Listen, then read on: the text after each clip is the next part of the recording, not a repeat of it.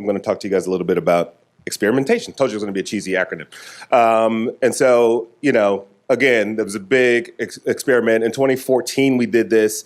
We launched it at Comic-Con, as you saw.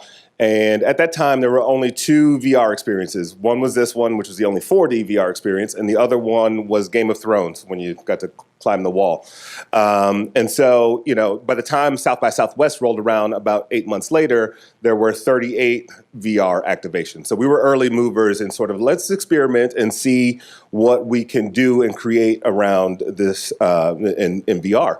And so it just became this really great, just first step in determining how we go about experimenting. What do we learn from these things? Mental states. So this is actually a visualization of my brain.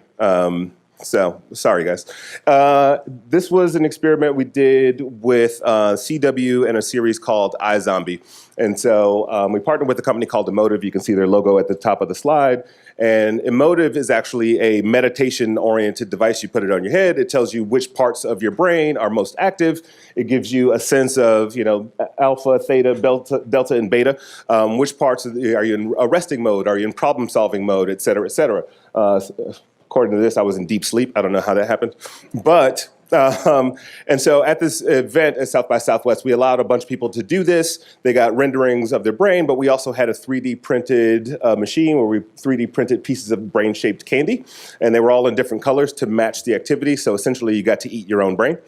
And so, this is a fun thing, but what it really was a gateway for was every brand makes some form of emotional promise.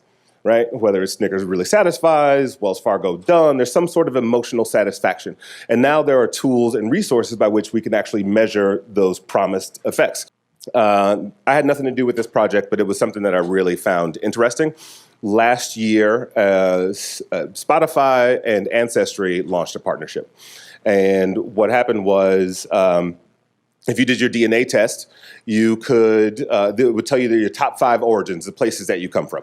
And with that information, Spotify would design a playlist based on those 5 origins. So a very personalized playlist. If you're from Sri Lanka and Africa and also parts of Asia, you would get a playlist with artists from that region. And so as I was thinking about this idea of partnerships, in that particular instance, the folks at Spotify, one of their big goals is we super serve our artists. It's another way to super serve your customer. How do you give them other brand extensions and experiences that keep them sharing the brand with their friends and family and being engaged on a very regular basis. Asking questions. I get to do this a lot. I've done 240 episodes of my show. And so just being able to be nosy with people. This image here is actually from an event we put together at South by Southwest this year called Gov City.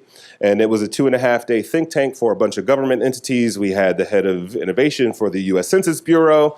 Shout out to 2020, everybody get counted.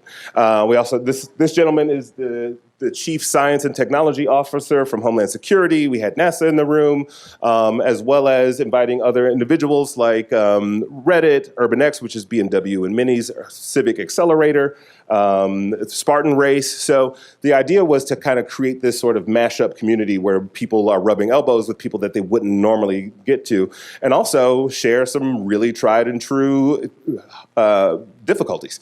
So technology. I was in a car a couple of years ago in an Uber ride, which was deathly quiet, and I was like, "Oh no, I'm going to be one of those murder victims." But I'm here today, and so as we were in the car, I saw this message pop up on the dashboard, and this gentleman hands me a keyboard back, and we start having a conversation via this Apple keyboard. And in that process, I realized that he was deaf. And so I started to think about this intersection of technology and some of the unintended consequences that we create, both good and or bad. But this is really amazing to see someone with a disability actually be able to thrive and have a livelihood and almost, entrepreneurial thanks to technology and being able to have a conversation and me to get to know. I don't know sign language. It would have been me writing on a piece of paper and handing it back. And so this is a really good way of combining people. But on a broader scale, you start to really open open up your lens because you look at the idea that there's 52 million people in the United States alone that live with disability.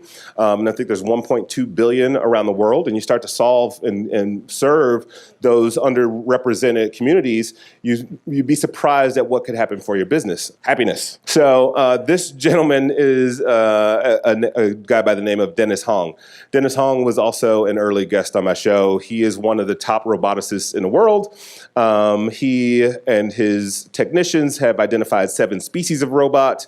And so, as we started talking about his career, he's also a best-selling young adult author in Korea.